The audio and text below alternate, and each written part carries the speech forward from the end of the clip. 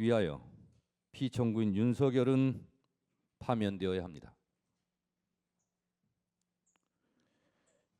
12.3 내란의 밤, 전 국민이 TV 생중계를 통해 국회를 침탈한 무장한 계엄군들의 폭력 행위를 지켜보았습니다.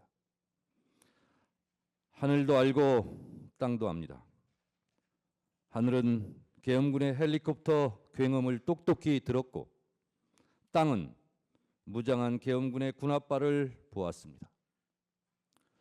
호수 위에 떠있는 달 그림자도 목격자입니다. 전 국민이 목격자고 전 세계 외신들도 한국의 비상계엄 친위 쿠데타를 실시간으로 타전했습니다. 내란 우두머리 피의자 윤석열을 파면해야 될 필요하고도 충분한 조건은 이미 성숙되었습니다. 대한민국 5천만 국민이 생각이 다 같을 수 없습니다. 남녀가 다르고 태어난 일시가 다르고 태어난 지역과 환경과 문화도 다릅니다. 그래서 생각도 다르고 의견도 주장도 다릅니다. 그러나 다른 것과 틀린 것은 구별되어야 합니다. 내 생각과 다르다고 다른 사람이 틀린 것이 아닙니다. 내 생각과 다르다고 차별해서는 안 됩니다. 정치적 견해가 다르다고 혐오, 멸칭하고 탄압해서도 안 됩니다. 더군다나 권력을 악용해 상대방을 탄압, 제거, 수거 대상으로 삼아서는 안 됩니다. 한 사람이 천하고 우주라 했습니다. 밤하늘에 떠 있는 별처럼 국민 한 사람 한 사람은 다 존중받아야 합니다. 이것이 헌법 제10조 모든 국민은 인간으로서의 존엄과 가치를 가지며 행복을 추구할 권리를 가진다. 국가는 개인이 가지는 불가침의 기본적 인권을 확인하고 이를 보장할 의무를 진다는 헌법의 기본권 조항들을 관통하는 근본 원칙입니다. 대한민국은 국민 주권 영토로 구성되어 있습니다. 국민이 곧 국가입니다. 국민은 국가를 사랑하고 국가는 국민의 생명과 재산, 안전을 보장해야 합니다. 국민은 국가를 사랑하기에 애국가를 부르고 국기에 대한 맹세를 합니다. 대한민국 국민들은 생각이 달라도 애국가와 태극기를 사랑합니다. 국가를 위하여 개인을 희생하면서 헌신 봉사하는 애국심은 대한민국 국민이 1등입니다. 대한민국 국민은 나라를 사랑합니다. 임진왜란, 일제강점기, 한국전쟁, 군부 독재로부터 나라를 지킨 것도 국민이고 나라를 발전시킨 것도 국민입니다. 허리띠 졸라매며 자식들 교육시켜 오늘날의 민주화와 산업화를 이룬 주인공은 우리의 할아버지, 할머니, 어머니, 아버지 국민들이었습니다. 영화 기생충, 오징어 게임, BTS의 나라, 문화 강국, 올림픽 금메달의 스포츠 강국 대한민국을 이룬 것은 자랑스러운 우리의 아들, 딸 국민들이었습니다. 나라를 지킨 것도 국민이고 나라를 발전시킨 것도 국민입니다. 나라의 주인도 국민입니다. 대한민국 국민은 헌법을 사랑합니다. 헌법은 생각과 주장, 의견이 다를 때 대한민국은 이 방향으로 가자고 결정해 놓은 대국민 합의 문서입니다.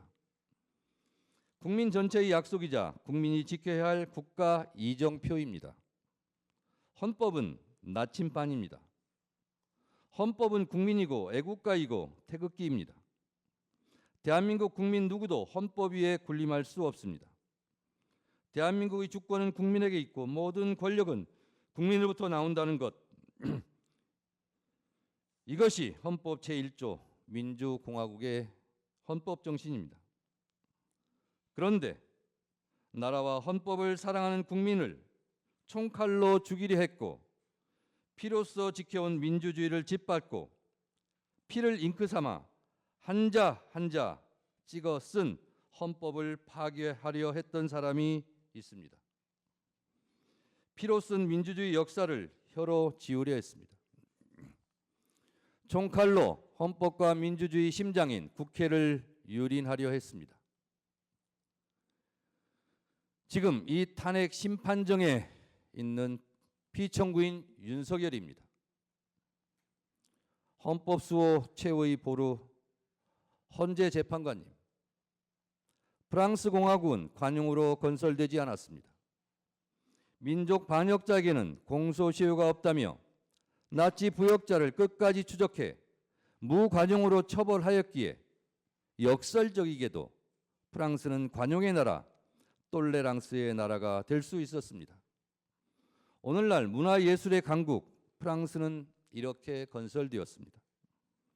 이에 반해 우리는 1945년 8.15 광복 이후 반민특위의 좌절로 친일 부역자를 처벌하지 못했고 그 결과 정의와 불의, 애국과 매국, 민주주의와 독재가 혼재되어 민주주의에 대한 도발과 준동이 끊이지 않았습니다. 이제 타락하고 오염된 반민주적, 반헌법적 요설과 궤변의 고리를 끊어야 합니다. 갈 길이 아무리 멀다 해도 민족 정기를 바로잡아야 합니다. 평화와 문화가 꽃피는 문화예술의 강국은 민주주의 토양에서 자라는 나무입니다. 민주주의 기초는 국가 발전의 토대입니다. 민주주의 발전 과정이 국가 발전의 과정입니다. 민주주의 정착 없이 국가 발전을 이룬 나라는 없습니다. 선진국 중에서 독재 국가는 없습니다. 민주주의와 국가 발전의 주적이 바로 독재입니다. 국가 발전을 위해서 독재의 독을 해독해야 합니다. 독재의 전형적 모습이 비상계엄, 내란, 그리고 영구집권 음모입니다. 피청구인은 2022년 5월 10일 국회에서 취임했습니다. 헌법 제69조에 따라 나는 헌법을 준수하고 국가를 보위하겠다는 선서를 하고 대통령에 취임했습니다. 그러나 피청구인은 헌법을 준수하고 국가를 보위하겠다고 다짐했던 바로 그 장소, 국회에 계엄군을 보내 침탈하고 헌법을 유린했습니다. 대한민국의 헌법과 민주주의를 말살하려 했던 피청구인 윤석열은 파면되어 마땅합니다. 현직 대통령에게는 형사 불소추권이라는 헌법적 특권이 있지만 현직 대통령이라도 내란의 범죄를 저지른 경우는 헌법 수호 차원에서 무관용해야 한다는 것이 헌법 제11조와 헌법 제84조의 정신입니다. 내란의 범죄는 현직 대통령을 포함해 누구라도 예외 없이 처벌의 대상입니다. 앞서 국회 법률 대리인들께서 위헌 위법한 12.3 비상계엄과 파면 사유에 대하여 그 증거와 법리를 이미 수차례 명징하게 설명했습니다. 저는 국민의 입장에서 국민의 목소리를 담아 피청구인을 파면해야 할 이유에 대하여 다시 한번 말씀드리겠습니다. 첫째, 피청구인 윤석열은 헌법 제77조에서 규정한 계엄의 조건을 위반했습니다.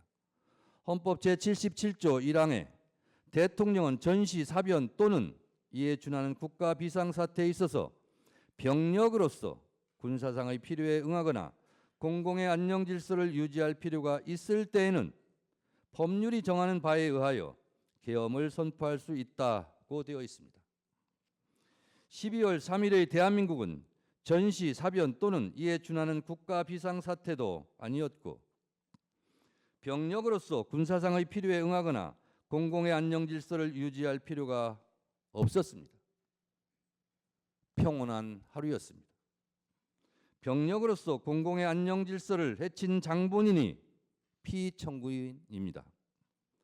계엄의 선포는 논란의 여지 없는 명백한 위헌 행위입니다.